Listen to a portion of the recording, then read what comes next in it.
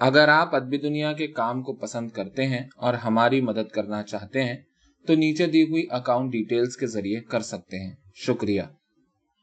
मोहम्मद एहसन फारूकी की कहानी हरामजादा बुढ़ा। बस से उतरकर घर आते हुए मैंने उसे अपने कुछ दूर पर पीछे पीछे आते देखा था। शाम के वक्त वो मेरे घर पर आया और मेरे वालिद का नाम लेकर आवाज दी। घर में अम्मा थी। उन्होंने कहा, कौन है? वो बोला, जरा दरवाजे तक आइए। अम्मा दरवाजे पर पहुंची तो कहने लगा, मेरे दोस्त रहमत यहाँ रहा करते थे, उनका इंतकाल हो गया। अम्मा ने कहा, जी हाँ मैंने सुना, कोई 6 महीने हुए होंगे। मैं 10 साल से बाहर था, वो मेरे बचपन के दोस्त थे। मैं इसलिए आया हूं कि अगर मैं आप लोगों की कोई खिदमत कर सकूं। आपको और एक लड़की को छोड़कर मरहूम चले गए, आप बड़ी जहमत में होंगी। खैर अब मैं यहाँ आ गया हूँ। मरहूम के मुझ पर बड़े बड़े एहसानात थे, एहसान का बदला एहसान है। अगर मैं कुछ कर सकूं, देखिए खुदा मेरी मदद करे। आपका नाम क्या है? अम्मा ने पूछा। मेरा नाम अमानत है, शायद मरहूम ने मेरा जिक्र किया होगा। वो आपकी बच्ची कहाँ है? माशाअल्लाह सियानी हो गई होगी, पढ़ती होगी, शायद बीए तक पहुंच गई होगी। उसकी मुझे खास तौर पर फिक्र हुई। खैर अब आप फिक्र ना करें, रहमत मरहूम के एहसानात मेरे ऊपर हैं। मैं हर तरह आप लोगों की खिदमत करूंगा। वो बच्ची मेरी बच्ची है, मेरे कोई बच्चा नहीं, मैंने शादी ही नहीं की थी। बस अब वो मेरी बच्ची है, मेरी खासुल खास लड़की। उसकी जिंदगी बना देने की मुझे फिक्र है। अम्मा ने ये बातें सुनकर उसे बैठके में बुलाकर बिठाया, चाय पान भिजवाए। इतने में मैं भी ट्यूशन करके वापस आ गई। उसने मुझे घर के अंदर जाते हुए देखकर बैठक से आवाज दी, तुम आ गई बेटी जरीना, आओ यहाँ आओ। मैं ये सुनती हुई घर के अंदर गई। अम्मा से पूछा, ये कौन है? कोई फरिश्ता समझो, हमारी मुसीबत काटने आया है। तुम्हारे बाप जो कुछ भी छोड़ गए थे वो खत्म ही पर था। तुम अपना पढ़ना तो ट्यूशन से चला रही हो, मगर घर का क्या बनता? मैं दिन रात दुआएं मांगा करती थी कि मेरी मदद को कोई आए। मैं समझती हूँ कि मेरी दुआ कबूल हो गई। तुम्हारे बाप के दोस्त हैं, 10 साल से बाहर थे, अब उनकी मौत का हाल सुनकर हमारी मदद को आए हैं। तुम सामने जाओ, सलाम करो। मैं झिझक रही थी। अम्मा बैठक के दरवाजे तक मेरे साथ आईं, खुद पट की आड़ में खड़ी हो गईं और मुझे सामने कर दिया। आओ बेटी आओ, अब मैं तुम्हारा बाप हूँ, मुझसे न डरो। रहमत मरहूम ने जो कुछ मेरे साथ किया था उसका बदला देने का अब वक्त आ गया। उसके लहजे में ऐसा प्यार और खुलूस था कि मेरी झिझक खत्म हो गई। मैं उसके पास जाकर बैठी। उसने बड़ी शफकत से मेरे सर पर हाथ फेरा, आंखों में आंसू भर लाया और बोला, तुम इतनी सी थी जब मैं चला गया था। खैर अब किस दर्जे में पढ़ती हो? बीए का अब इम्तिहान दूंगी। माशाअल्लाह माशाअल्लाह। उसने दरवाजे के पट की तरफ रुख करके, जिसके पीछे अम्मा खड़ी थी, कहा, भाभी पढ़ाई वढ़ाई में तो बहुत खर्च होता होगा। रहमत मरहूम ने कुछ छोड़ा तो क्या होगा? मैं उसके हालात से वाकिफ था, बराबर खतो किताबत रहती थी। खैर इसकी पढ़ाई का खर्चा मेरे जिम्मे रहा। वो अपनी पढ़ाई का खर्चा खुद दे देती है, 100 रुपया ट्यूशनों से कमा लाती है। मगर घर चलाने के लिए तुम्हारे लिए क्या आमदनी छोड़ गया होगा रहमत? हाँ वो मकान है, मैं जानता हूँ। वो किराए पर है कि नहीं? हाँ किराए पर है, 150 किराया आता है, बसर हो रही है। मैं हूँ, जरीना है और एक लड़का है जो मैंने पाला है।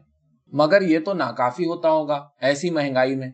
और ये कहकर उसने जेब से 100 रुपए के 2 नोट निकाले और मेरे हाथ में देते हुए बोला, लो बेटी ये तुम अपनी माँ को दे दो। तुम्हारे बाप ने ना मालूम कितने ऐसे नोट मुझे दिए थे। आगे चलकर देखूंगा कि तुम्हारी मुस्तकिल तौर पर क्या मदद कर सकता हूँ। फिलहाल ये रखो, मैं काम से फरागत करके यहाँ आया करूंगा। फिर वो ज्यादा जोर की आवाज में बोला, भाभी आपने सुना? अब आप मुझे खिदमत करने की इजाजत दें। ये रुपए रख लें, अब मैं इजाजत चाहता हूँ। वो मेरे सर पर हाथ फेर कर चला गया। अम्मा ने रुपए रख लिए और शुक्राने की नमाज पढ़ी। उन्हें यकीन था कि खुदा ने मियाँ के मरने के बाद एक मुस्तकिल मददगार भेज दिया।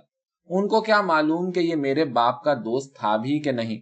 उसने ऐसी बातें की जैसे मेरे अब्बा मरहूम और उनके घर के बाबत सब कुछ जानता था। इसलिए अम्मा को यकीन हुआ और मुझे भी कि वो सच्चा आदमी था। उसके बाद से तो मैं जिधर भी गई उधर वो मौजूद नजर आया। मेरे कॉलेज पहुंचा, प्रिंसिपल से मिला, मेरी तमाम चढ़ी हुई फीस अदा कर दी और रसीद मुझे दे दी। ट्यूशन से मैं आ रही थी, रास्ते में मिला, بولا یہ مجھے نہیں اچھا لگتا کہ تم غیر گھروں میں ٹیوشن کرتی پھرو، اسے ختم کر دو تو اچھا ہے، اور پھر تمہاری تندرستی پر اثر پڑے گا۔ 100 روپے کی کیا بات ہے، میں 10 مہینے کی 1000 روپے آج ہی دیے دیتا ہوں۔ وہ میرے ساتھ گھر آیا، میں اندر جا رہی تھی تو بولا بھابھی سے سلام کہنا۔ میں کپڑے بدلتی رہی، اماں دروازے پر آ گئیں۔ میں جب بیٹھکے میں داخل ہو رہی تھی تو میں نے اسے کہتے سنا، نہیں بھائی یہ ٹیوشن ہرگز نہ کرے گی، اور جب میں اندر جا کر اس کے پاس بیٹھی تو مجھے بڑے پیار سے دیکھتے ہوئے بولا تمہارا منہ محنت سے اتر جاتا ہے، یہ وقت سیر کا ہے کہ پڑھانے کا، نہیں یہ نہیں ہوگا۔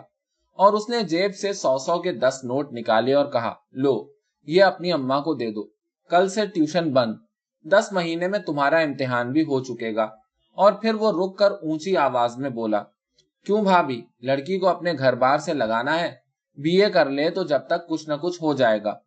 ہاں اماں نے کہا، بھیا اب تم ہی ہو جو کچھ ہو، خدا نے تمہیں ایک فرشتے کی طرح ہم پر بھیجا، کیا معلوم اس کے باپ کی کون سی نیکی کام آ گئی، تم کوئی مناسب لڑکا تلاش کرو، بی اے کرتی رہے گی، ہاں اس سے پہلے ہی سب ہو جائے گا انشاءاللہ۔ اور اس نے میرے جھکے ہوئے سر اور شرمائے ہوئے چہرے کو عجیب نگاہ سے دیکھ کر کہا 2-4 ہی دن میں سب ٹھیک ہو جائے گا، اچھا جاؤ اپنی اماں کو روپے دے دو۔ میں نوٹ لیے ہوئے دروازے تک آئی، اماں آدھی سے زیادہ دروازے کے ادھر نظر آئیں، ان کا بس نہیں چل رہا تھا کہ وہ اس کے سامنے آ جاتی۔ اماں ایسی ڈھلی بھی نہیں تھی، اور اگر وہ بڈھا ان سے شادی کر لیتا تو کوئی غلط بات بھی نہ ہوتی، شاید اماں تیار نہ ہوتی، شاید اس کے احسان کے بار سے ہاں کر لیتی، آخر حرج ہی کیا تھا۔ مگر اس نے اماں کی طرف کوئی توجہ نہ دی، میری پرورش اور بیاہ کی ہی اسے فکر تھی۔ اماں سے باتوں میں اس نے بتایا کہ اس کے آگے پیچھے کوئی نہیں تھا، وہ ایک مکان کے جو اس کا تھا ایک حصے میں رہتا تھا، باقی کرائے پر اٹھا تھا، 1500 کرایہ آتا تھا، اور پھر دوسرے ذرائع آمدنی بھی تھے، 2000 سے کم آمدنی نہ ہوگی۔ اس کے پاس موٹر تھا مگر اسے بڑے لوگوں ہی کے یہاں جانے کے لیے استعمال کرتا تھا، نیا لینے کی بھی کوئی ضرورت محسوس نہیں کرتا تھا۔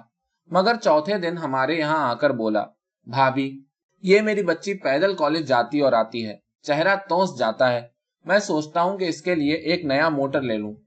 اماں نے پٹ کے پیچھے سے کہا لڑکی تمہاری ہے، تم جو چاہو کرو، موٹر پر آنے جانے سے اس پر اچھے گھرانے کے لڑکوں کی نگاہ پڑے گی، اچھا بر ملے گا۔ ٹھیک ہے میں کل کالج کے وقت موٹر لے کر آؤں گا، ڈرائیور کے ساتھ جوان بچی کو اکیلا بھیجنا ٹھیک نہیں، میں خود موٹر پر لے جایا کروں گا اور لے آیا کروں گا، کل نہیں تو پرسوں نئی موٹر آ جائے گی۔ یہ سن کر کیا بتاؤں مجھے کتنی خوشی ہوئی تھی۔ میں رئیس لڑکیوں کو موٹر پر آتے جاتے حسرت سے دیکھا کرتی تھی، مجھے والد کی زندگی میں کبھی موٹر ملنے کی امید نہیں ہوئی تھی، اور ان کے مرنے کے بعد تو خواب و خیال میں بھی نہ آتا تھا کہ کبھی موٹر دیکھنے کو بھی ملے گی، مجھے کالج لانے لے جانے کے لیے نیا موٹر۔ یہ سن کر میں نے بڑی خوشی سے کھل کر اسے دیکھا، اس نے بڑے پیار کی نظر سے دیکھ کر کہا میں تجھے ہمیشہ کے لیے موٹر نشین بنا دوں گا۔ میں اور کھل گئی، اس نے قریب ہو کر میرے سر پر ہاتھ پھیرا اور میرے ماتھے پر اسی طرح بوسہ دیا جیسے کوئی باپ بیٹی کے دے۔ میں نے منہ اٹھا کر دیکھا تو اماں کا چہرہ پٹ سے ادھر ہو گیا تھا، اور انہوں نے اس کے میرے ماتھے کو چومنے کو بالکل برا نہیں سمجھا۔ جب وہ چلا گیا تو مجھ سے بولی آسمان نے تیری یتیمی پر رحم کر کے تجھے ایک باپ بھیج دیا، باپ تیرے لیے کیا کرتا جو یہ کرے گا۔ مجھے بھی یقین ہوا کہ اس بڈھے کی نیت میں کوئی فرق نہ تھا، بلکہ وہ میرے مرحوم باپ کے احسان کو اتار رہا تھا۔ موٹر پر بیٹھنے کا مجھے بڑا شوق تھا، اور اس کی نئی موٹر پر جس کو وہ خود چلا کر لاتا تھا کالج آنے جانے میں مجھے بڑا مزہ آتا۔ اس نے ایک دن یہ بھی کہا موٹر پر سواری کرنے کے لائق تمہارے پاس کپڑے نہیں ہیں، اور پھر بازار لے جا کر مجھے بہت سے میری پسند کے کپڑے دلوائے۔ اماں کو اس پر کچھ شبہ ہوا، کپڑے 2000 سے کم کے نہ ہوں گے، اور اتنے کپڑے ایک لڑکی کو محض لڑکی سمجھ کر دلوانے پر وہ چونکی، اور انہوں نے پٹ کی آڑ سے کہا آخر آپ ہم پر اس قدر پیسہ کیوں پھینک رہے ہیں، اتنے اچھے اچھے کپڑے کیا ہوں گے؟ اس نے جواب دیا بھابھی آپ کو کیا معلوم رحمت مرحوم نے مجھے کتنا دیا ہے، ایک وقت میں اس کا دست نگر تھا، جتنا اس نے دیا اس کا 10واں حصہ بھی تو میں نہیں دے سکا۔ اچھے کپڑے ہیں تو رکھے رہیے، جہیز میں کام آئیں گے، میں نے اس کا دل رکھنے کے لیے اسے جو کچھ پسند آئے دلوا دیے، اس میں کیا بات ہوئی، میرے کوئی لڑکی ہے نہیں جس پر باپ کے ارمان نکالوں، اس کو جی بھر کے خوش ہو لینے دو، پھر نہ معلوم کیا گزرے۔ बाप राज का पूरा मजा उठा लेने दो। आखिर हुआ क्या? असल में उसका बात बात पर बाप बनना कुछ ऐसी बात थी कि उस पर अगर शुबा भी होता तो जाता रहता। बेटी बेटी कहते हुए उसका मुंह नहीं थकता था। कॉलेज के तमाम लोगों को उसने मुझे अपनी बेटी बताया। साथ के पढ़ने वाले लड़कों ने यह लफ्ज अजीब तरह उड़ाया। क्या मालूम लड़के कुछ राज जानते थे या फिर महज बेख्याली में मेरे पास से गुजर जाने पर बेटी बेटी के आवाजें लगाते। एक दिन ब्लैक बोर्ड पर उर्दू और अंग्रेजी दोनों में मैंने बेटी लिखा देखा। मैं चाहती थी कि किसी तरह उसे मिटा दूं, मगर हिम्मत ना पड़ती थी। प्रोफेसर जब ब्लैक बोर्ड इस्तेमाल करने लगे तो उनकी निगाह उस पर पड़ी। उन्होंने मेरी तरफ देखा, फिर कुछ नहीं कहा और बोर्ड को साफ करके लिखने लगे। उस रोज से जब भी उनकी निगाह मुझ पर पड़ती, मैं अजीब तरह से कटकर रह जाती। आखिर बात क्या थी? उस बुढ़े के मुझे बेटी कहने में इन लोगों को कोई बड़ा राज नजर आता था। मुझे भी एक पुरस्कार ख्याल सा था कि उसका मेरे साथ बर्ताव बिल्कुल बाप का सा नहीं था, मगर साथ साथ कोई भी तो ऐसी बात नहीं थी जिससे उसके खुलूस पर शुबा होता। अम्मा के कपड़े लाने पर बातचीत के बाद से उसने अपना हाथ रोक लिया था। यह भी बात शुबा रफा करने वाली थी और उस वक्त उससे अम्मा को और भी ज्यादा इत्मीनान हो गया था कि कोई ऐसी वैसी बात नहीं है। अब्बा की जिंदगी में उनके पास बहुत से लोग आया करते थे, मगर उनके मरने के बाद से सभी ने आना बंद कर दिया था। जो लोग महज दोस्ती ही में आते थे वो भी इस वजह से नहीं आए कि घर में अम्मा ही थी और दुनिया वाले फौरन बदनाम करने लगते। एक मुईन साहब थे जो कभी कभी आ निकलते, मगर यही कहते, तुम्हारे यहाँ आने जाने को लोग बुरी निगाह से देखते हैं, मगर वो अम्मा की मुख्तलिफ तरीकों पर मदद जरूर करते रहते। उनकी बीवी उनके साथ आती और हमें कुछ न कुछ दे जरूर जाती। अम्मा आए दिन की बीमार थी। घर का काम हामिद की मदद से करती जिसे उन्होंने पाला था। वो भी एक होटल में काम करने लगा था। रहता हमारे यहाँ था और बाहर के काम कर दिया करता था। अम्मा कमजोर होती चली जा रही थी और उनको दिल के दौरे भी पड़ते थे। लश्तम पश्तम इलाज हो जाता था। इस हालत में उस बुढ़े की हमारी तरफ तवज्जो खुदा का बड़ा करम मालूम हुई। मैं उसे बिल्कुल बाप समझने लगी। उसकी मोटर का अपने को वारिस समझती, क्योंकि उसके कोई और तो था ही नहीं। कॉलेज आने जाने के अलावा मोटर पर सैर के लिए जाने की मैंने ख्वाहिश की। फिर क्या था, हर वक्त ही वो मोटर लिए हुए मेरे घर पर खड़ा रहने लगा और दुनिया भर में मुझे घुमाने लगा। मोटर और उम्दा बंगला, इनका ख्वाब सभी लड़कियां देखा करती हैं। मेरा भी मोटर से बंगले की तरफ ख्याल गया। मैंने कहा, अब्बा मैंने आपका घर नहीं देखा। उसने फौरन मोटर घर की तरफ मोड़ दी। उसका घर बहुत ही बड़ा 2 मंजिला था। सामने लॉन जिसमें फूलों के दस्ते थे और बड़ी हरी हरी घास थी। घर 4 हिस्सों में बटा था। 3 हिस्सों का किराया 1500 आता था और एक हिस्से में वो रहता था। लॉन उसके ही हिस्से में था। घर के अंदर जाकर मैंने देखा तो डाइनिंग रूम और ड्राइंग रूम, जो एक ही बड़ा सा हॉल था, खूब सजा हुआ था। उसके सामने पैसेज के उधर बेडरूम, अटैच बाथरूम और किचन वगैरह था। एक खानसामा भी नौकर था जो नाश्ता खाना तैयार करके खिला के चला जाया करता था। यह बंगला भी मुझे बहुत ही अच्छा लगा। उसके आगे पीछे कोई था या नहीं ये उसने कभी नहीं बताया। जब इस मौजू पर बात आई तो गोल कर गया। अगर मैं उसकी सचमुच की बेटी होती तो ये बंगला, उसके 3 हिस्सों का किराया, ये मोटर, सबकी वारिस मैं ही होती। ना मालूम किस पुरस्कार तरीके पर मैं ये समझने लगी कि मैं उसकी वारिस हो ही गई। जिन जिन चीजों के और लड़कियां ख्वाब देखती थी वो मुझे आसमान से टपक कर मिल गई। खैर मैं बहुत खुश थी और बीए के इम्तिहान तक बहुत खुश रही। इम्तिहान के बाद छुट्टी हुई। अब कॉलेज जाने का सवाल ना था, मगर कॉलेज के वक्त वो जरूर आता और कहता, मुझे अब इस वक्त आने की आदत पड़ गई है। कई दफा अम्मा को डॉक्टर को दिखाने ले गया। डॉक्टर ने अम्मा का मरज बड़ा मखदूश बताया और कहा कि किसी दिन चलते चलते गिर कर रह जाएंगी। मुझे भी सपहर के वक्त मोटर पर सैर की आदत हो गई थी। वो धूप ढल जाने के बाद आता और मैं बन ठन कर उसके साथ सैर के लिए निकलती।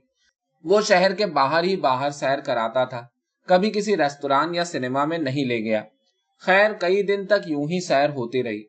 फिर एक दिन क्या हुआ कि कहीं और ले जाने के बजाय वो मुझे अपने घर ले गया। लॉन पर कुर्सियां पड़ी हुई थी। मैं उनमें से एक पर बैठ गई।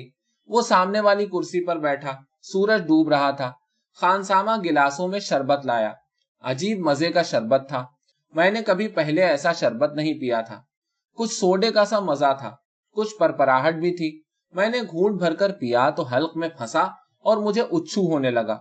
उसने कहा, यह बड़ा खास अंग्रेजी शरबत है, इसे बहुत जरा जरा सा पिया जाता है। और खुद पी पी कर कहा, ऐसे। मैं वैसे ही पूरा गिलास पी गई। मैं नहीं समझती थी कि उसमें नशा था और ये भी नहीं जानती थी कि नशा कैसा होता है। गिलास पी चुकने के बाद मेरे दिमाग का अजब आलम हुआ। हर चीज और भी अच्छी मालूम होने लगी। वो ना मालूम क्या क्या बातें करता रहा और मैं क्या क्या जवाब देती रही, मुझे याद भी नहीं। रात हो गई। खानसामा ने खाना लगाया। हम दोनों ने खाना खाया। ड्राइंग रूम में आकर बैठे। खानसामा इजाजत लेकर चला गया। उस घर का सामान, आराम और इत्मीनान मुझे कुछ ऐसा भा गया था कि घर वापस आने को जी नहीं चाहता था। जो जो वक्त गुजरता जाता तब तब मैं इरादा करती कि कहूं, अब मुझे घर पहुंचा दीजिए, अम्मा परेशान होंगी, मगर ये कहने को जी नहीं चाहता था। खानसामा शरबत के 2 गिलास रख गया था, जिसमें का एक मैंने चाट चाट कर पिया था। उसने वो गिलास पीने के बाद कई और खुद बना बना कर पिए। मैंने देखा कि उसकी आंखें चढ़ गई थीं और वो अजीब तरह की बातें करने लगा था। कुछ ताज्जुब होता और कुछ बुरा लगता, मगर मना करने की हिम्मत ना पड़ती। मैं अपने आप को बेबस महसूस करने लगी। अब याद करती हूं तो यकीन नहीं आता कि वो ख्वाब था या हकीकत। सारा वाकया कुछ ऐसा गुंजलक सा है कि कभी किसी बात में दिमाग उलझ जाता है और कभी किसी और बात में। कभी याद आता है कि वो मुझे उठाकर बेडरूम में ले गया और इसी बात में ध्यान उलझ जाता है। मेरा क्या आलम था, मैं कैसी बेबस थी। मैंने हाथ पैर मारे थे या नहीं? शायद मारे जरूर थे। उसने मुझे जोर से दबोच लिया था या नहीं? शायद मेरे जिस्म में दम ही नहीं रह गया था जो मैं कोई हरकत करती और वो जोर करता। फिर और हालतें याद आती हैं जिनका ख्याल कर करके लरस जाती हूँ। ये जी चाहता है कि अपना मुंह छुपा लूं। उन हालतों के तसव्वुर ही से शर्म आ जाती है। ये क्या था? मैं कहाँ थी? याद आता है कि मैंने कहा था, अरे अब्बा ये क्या? ये भी याद आता है उसने कहा था, तुम कोई मेरे नुत्फे से पैदा बेटी थोड़ी हो। जबान से बेटी कह देने से खून तो एक नहीं हो जाता। गरज रात गुजर गई। उसको याद कर करके दहशत होती है, उलझन होती है और ये भी ख्याल आता है कि ज्यादा हिस्सा कब ऐसी बेखबरी में गुजरा कि जिसका अब एहसास भी नहीं है। सोचती हूँ कि सारे वाकयात मरबूत तरीके पर लाकर बयान करूं, एक अफसाने की तरह लिख डालूं, उरियानी का बिल्कुल ख्याल ना करूं, मगर हर बात जज्बात का वो उलझाव पैदा करती है। अफसुर्दगी, गुस्सा, गम, फरहत सभी कुछ ऐसे तरीके पर दिमाग को दबोच लेते हैं कि ना तो एक वाकया ही पूरा बयान कर सकती हूँ और ना एक के बाद दूसरे का तसलसल ही बाकी रहता है। अजब तजर्बा है। इसे भूल ही जाऊं तो अच्छा, मगर वो भूलता ही नहीं। बैठे बैठे, कहीं जाते जाते, काम करते करते कोई बात उचक कर आंखों के सामने आ जाती है। गुम हो जाती हूँ, थक कर बैठ जाती हूँ, काम से ध्यान बढ़ जाता है। बस जो कुछ उस रात भर गुजरी और अब भी यादें ताजा होकर गुजर जाती है, उसे दिल ही जानता है, जबान बताने से कासिर है। सुबह को जब वो मुझे मेरे घर उतार कर चला गया तो घर में दाखिल होते ही मैंने हामिद को अजीब परेशानी में देखा। उसने होठों पर उंगली रखते हुए बैठक की तरफ इशारा किया। मैं बैठक में आई। उसने कहा, अम्मा आपके ना आने से बड़ी परेशान हुई, बहुत परेशान हुई। आप रही कहाँ? मैं डॉक्टर को बुला लाया। उसने दवा दी। कोई रात के 3 बजे होंगे। डॉक्टर ने कहा, सोने देना, जगाना नहीं। 3 बजे रात तक अजब आलम था। कभी उठती, कभी बैठती, कभी नमाज पढ़ने लगती, कभी रोने लगती, कभी आपका नाम लेती और कुछ न कहती, दिल पकड़कर बैठ जाती। मैं पानी पिलाता, पान देता, क्या बताऊं कैसी हालत खराब होने लगी। मैं कहता, अम्मा बात क्या है, कहिए ना। तुझसे क्या कहूं कहती और सर पीटने लगती और दिल पकड़ लेती। आखिर कुछ शल हो गई। मैं दौड़ के डॉक्टर को बुला लाया। अब देखिए क्या होता है। और ऐसी ही बातें करते करते वो फूट फूट कर रोने लगा। मैं भी रोने लगी। अम्मा के पास गई। उनकी सांस चल रही थी, बेहोश पड़ी थी। उनके पिचके हुए कल्ले फूलते और फिर पिचक जाते। मैं ताज्जुब से उन्हें चित पड़ा देखती रही। मेरे आंसू रुक गए। मुझे ख्याल आया कि जाकर उस बुढ़े से कहूं। अब तक मैंने बुर्का ना उतारा था। नकाब मुंह पर डालकर सड़क पर आई। टैक्सी करके उसके घर पहुंची। मोटर लॉन के पास वाली सड़क पर खड़ी थी। मुझे महसूस हुआ कि इस घर पर मुझे हर हक हासिल हो गया था। मैं अंदर घुसती चली गई। ड्राइंग रूम में वो कई साहिबान के साथ बैठा था। मुझे पैसेज में देखकर फौरन मेरे पास आया। क्यों, क्या है? मेरी अम्मा की हालत बहुत खराब है। رات میرے یہاں رہنے کی وجہ سے ان کو بہت زیادہ ہال ہوئی اور اب بے ہوش پڑی ہیں۔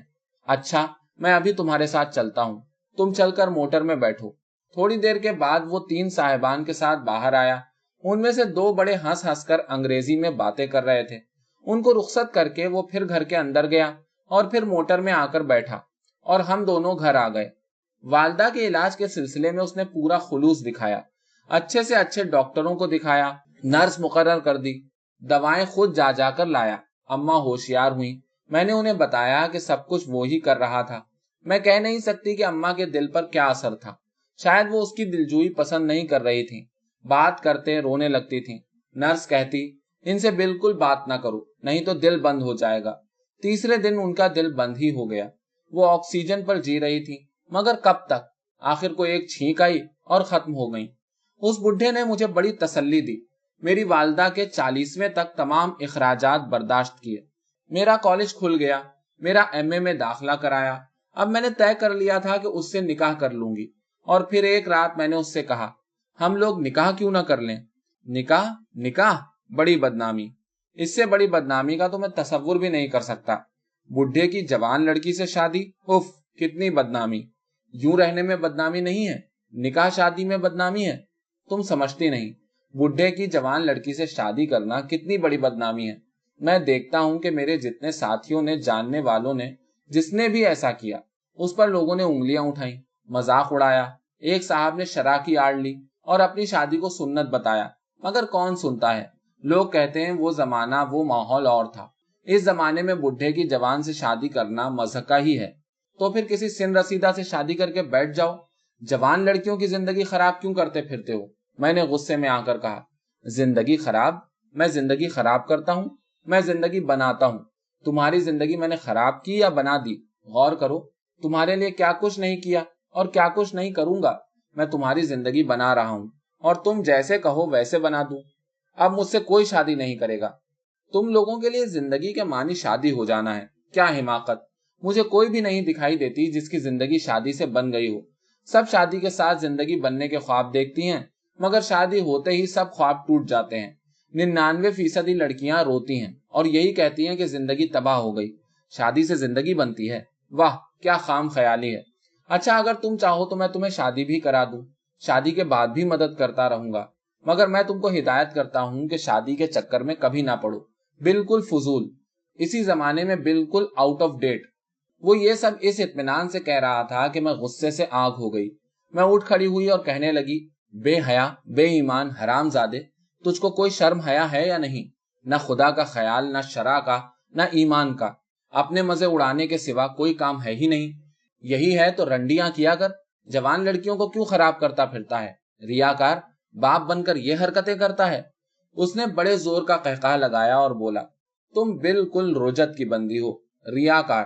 سبھی سیاست برتنے والے ریاکار ہوئے۔ لوگ اپنا مقصد نکالنے کے لیے مذہب کو آڑ بناتے ہیں اور بڑے مذہبی پیشوا کہلاتے ہیں، زبان سے کلمہ پڑھتے ہیں، مگر ہر کافرانہ حرکت میں فرد ہوتے ہیں۔ میں بھی زبانی باپ بن لیتا ہوں، لڑکی کو بیٹی کہہ دیتا ہوں۔ یہ سیاست ہے، اور جیسے تاریخ میں بہت سے لوگوں کی سیاست کو دین مانا گیا، ویسے میں بھی اسے اپنا دین سمجھتا ہوں۔ اور رہا رنڈیوں کو بلانے کا معاملہ، تو وہ میں نے کر کے دیکھ لیا۔ رنڈی عورت ہی نہیں ہوتی، 2-4 ہی سے مل کر معلوم ہو گیا کہ ان میں کچھ نہیں ہوتا، بالکل کچھ نہیں، بالکل وہم۔ لوگ رنڈیوں سے عیاشی کرتے ہیں، باہری حماقت۔ رنڈی کے ساتھ عیش کا سوال ہی نہیں اٹھتا۔ میں نے ایک ناول میں پڑھا کہ ایک صاحب نے ربڑ کی عورت بنوا لی تھی اور اسے ساتھ لیے پھرتے تھے۔ میں سمجھتا ہوں رنڈی سے ربڑ کی عورت بہتر ہے۔ تو بن بیاہی جوان لڑکیوں کو ہی خراب کرنے میں تم کو مزہ آتا ہے؟ ہاں بھائی، میں نے گھریلو عورتوں کو بھی رکھا، رنڈیوں سے تو بہتر ہوتی ہیں، مگر ڈھلتی ہوئی، جھوٹن جھاٹن، کوئی مزہ نہیں، ان کو بھی چھوڑا۔ ڈھلی ہوئی عورتوں سے گھن آتی ہے۔ ایک بچہ ہوتے ہی عورت ختم ہو جاتی ہے۔ ایک دفعہ ایک گھریلو عورت آئی، کاٹھی اچھی تھی، مگر 4 بچوں کی ماں، گھلا ہوا مردہ۔ ملتی بڑے پیار سے تھی، کچھ دن اچھی لگی، مگر پھر اسی کی بنا پر اس جیسی سب سے نفرت ہو گئی۔ جو لوگ ایسی لایا کرتے تھے ان سے منع کر دیا۔ آخر ملازمت سے ریٹائر ہو کر یہ لت کیا لگی ہے؟ بڈھے لوگ اور کاموں میں مصروف ہو جاتے ہیں، عورتیں کرنے کے سوا اور کوئی کام ہی نہیں تم کو۔ میں بھی سوچتا ہوں کہ آخر یہ بھس کیا ہے۔ کہیں پرائیویٹ ملازمت کر لوں، کوئی پبلک کا کام کرنے لگوں، اس پر دھیان جماؤں، ادھر خیال ہی نہ آنے پائے۔ مگر سب فضول، عورت کا دھیان سب پر غالب آ جاتا ہے۔ یہ بھی سوچا کہ شادی کر لوں، مگر بوڑھا ہوں، مجھے مہینے میں ہی 1-2 دفعہ عورت سے ملنے کا شوق اٹھتا ہے۔ شادی کرنے پر بیوی ہر وقت سر پر سوار ہوگی۔ جن لوگوں نے جوانوں سے شادی کی وہ مہینے 2 مہینے میں چھٹے ہوئے کارتوس کی طرح ہو گئے۔ اب دوائیں کر رہے ہیں مگر کچھ نہیں ہوتا۔ جوان بیوی دوسروں کو تکنے لگی، بھاگ گئی، شادی تو بیکار، بالکل بیکار۔ تو اتنے لوگ سبھی جو شادی کرتے ہیں۔ شادی کے بابت برنارڈ شاء کا قول ہے کہ شادی زیادہ سے زیادہ مزہ کم سے کم خرچ میں بہم پہنچانے کا ذریعہ ہے، اسی لیے وہ بہت مقبول ہے۔ یہ جوانوں کے لیے ہے، میرے لیے خرچہ تو بہت کم ہو جائے گا۔ آخر سوچو کہ میں نے تم پر کتنا خرچ کر ڈالا۔ مگر شادی کی گوناگون تکلیفوں سے یہ خرچہ بہتر ہے۔ جو 2-4 ہزار خرچ کیے، مہینے میں 1-2 دفعہ ہی تو ضرورت محسوس ہوتی ہے۔ میں زیادہ سے زیادہ مزہ نہیں چاہتا، میرے مزے کے حدود مقرر ہیں، اس سے زیادہ کی ضرورت نہیں۔ 15-20 دن کے بعد شدت سے شوق ابھرتا ہے اور جلد ختم ہو جاتا ہے۔ ایک ہی دن کے بعد پھر 15 دن کی فراغت۔ بازاری عورتیں بے مزہ، شادی زندگی بھر کا جنجال، بس تان تم ایسیوں پر ٹوٹتی ہے۔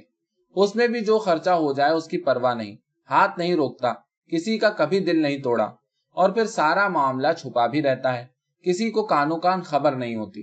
اس کی یہ سب باتیں عجیب گنجلک تھیں جن پر میں سر دھنتی اور کسی نتیجے پر نہیں پہنچتی۔ میں اپنے گھر میں ہی رہی، اس نے اپنے گھر میں رکھنے سے بھی انکار کیا۔ موٹر پر کالج آنا جانا، جب جی چاہے سیر کو جانا، مہینے میں کبھی 1 دفعہ اور کبھی 2 دفعہ اس کے یہاں رہ جانا، یہی ہوتا رہا یہاں تک کہ میں نے MA کر لیا۔ وہ اونچے طبقے کا آدمی تھا، اپنے اثرات سے مجھے یہ ملازمت دلوائی، میرا سارا خرچہ اٹھاتا رہا، میرے پاس بنگلہ، موٹر، باعزت ملازمت ہو گئی۔ وہ ہمیشہ یہی کہتا رہا، کسی حرام زادے لونڈے سے شادی کر کے بیٹھ جاتی تو کیا ملتا، کیا زندگی بنتی، میں نے تمہاری زندگی بنا دی۔ میری سمجھ میں نہ آتا کہ کیا جواب دوں، کبھی خاموش ہو رہتی، کبھی غصے میں آ کر کہتی، حرام زادے بڈھے، تو نے مجھے کہیں کا نہیں رکھا۔ وہ ہنستا، اسے غصہ آتے کبھی نہیں دیکھا۔ وہ برابر گناہ کر رہا تھا، مگر اس کے ضمیر کو کبھی غیر مطمئن نہیں پایا۔ اگر میں کہتی کبھی تمہیں شرع کا، عام رواج کا خیال نہیں آتا، تو کہتا رواج تو حالات سے بنتے ہیں، زمانے کے حالات کا تقاضا ہوا تو ایک ہی شادی پر زور دیا گیا، ایک سے زیادہ حرام۔ شادی سے توبہ کر لینا ہی سب سے بڑا فرض رہا۔ فرض کرو کہ میں نے جتنی کی ہیں ان سے نکاح کرتا اور پھر طلاق دے دیتا تو کیا فرق پڑتا؟ ہاں یہ فرق پڑتا کہ لوگ اعتراض کرتے پھرتے کہ روز شادی کرتا ہے، روز چھوڑتا ہے۔ اب کرنا چھوڑنا دونوں راز رہتے ہیں، نہ نیک نامی نہ بدنامی۔ بیٹی بنانے سے لڑکی بڑی جلدی پھنس جاتی ہے، اور منہ بولی بیٹی کی زندگی کو اسی طرح بنا دیتا ہوں کہ میرے خلوص میں کسی کو شک نہیں ہوتا۔ آگے چل کر شادی بالکل غائب ہو جائے گی اور ایسا ہی کچھ ہوا کرے گا۔ بہن یا بیٹی کہنے کے پردے کی بھی ضرورت نہیں رہے گی۔ میرا ضمیر کیوں ملامت کرے؟ میں حق بات کر رہا ہوں۔ میں عورت مرد کے تعلق میں ایک نئی راہ کا پائنیئر ہوں۔ اس کے اطمینان اور استقلال پر میرے تلووں سے آگ لگتی اور سر تک پہنچتی۔ حرام زادے بڈھے، تیری شیطنت کی حد نہیں ہے۔ پیدائشی حرام زادہ، حرام زدگی کی جینس، نئی شیطنت، نئی حرام زدگی کا پائنیئر۔ مجھے اس سے کبھی اطمینان نہیں ہوا۔ اپنے ہمسنوں سے ملاقاتیں ہوئیں، اس نے خود کئی سے ملاقاتیں کرا دی۔ وہ کہتا، مجھے کوئی پرواہ نہیں اگر تم روز 10 کیا کرو، بس میرے مقرر دن میرے لیے خالی رکھو۔ مگر پھر ایک دن اس نے سارا قصہ ختم کر دیا۔ اس کو ایک اور بیٹی مل گئی۔ اس نے مجھ سے صاف صاف کہہ دیا۔ مجھے اتنا غصہ آیا کہ میں نے اس کا شہر چھوڑ دیا اور یہاں ملازمت کر لی۔ اس کے شہر کی تمام جائیداد بیچ ڈالی اور یہاں جائیداد بنا لی۔ یہاں آئے ہوئے 7 برس ہو گئے ہیں۔ مجھے معلوم نہیں کہ وہ حرام زادہ بڈھا مر گیا یا جیتا ہے۔ کبھی خیال آتا ہے کہ اس نے میری زندگی ضرور بنا دی۔ جس حالت میں میرے والد مجھے چھوڑ گئے تھے، اس کو دیکھتے ہوئے کسی اسکول میں پڑھاتی ہوتی یا کسی کے گھر میں کھانا پکاتی اور بچے پالتی ہوتی۔ اس نے مجھے اول درجے کی حیثیت دے دی، اونچی ملازمت، اچھی جائیداد، گھر میں رئیسانہ زندگی، مگر پھر بھی وہ مجھے حرام زادہ ہی معلوم ہوتا ہے، اور اس کی یاد آنے پر بے تحاشا زبان پر حرام زادہ بڈھا ہی آتا ہے۔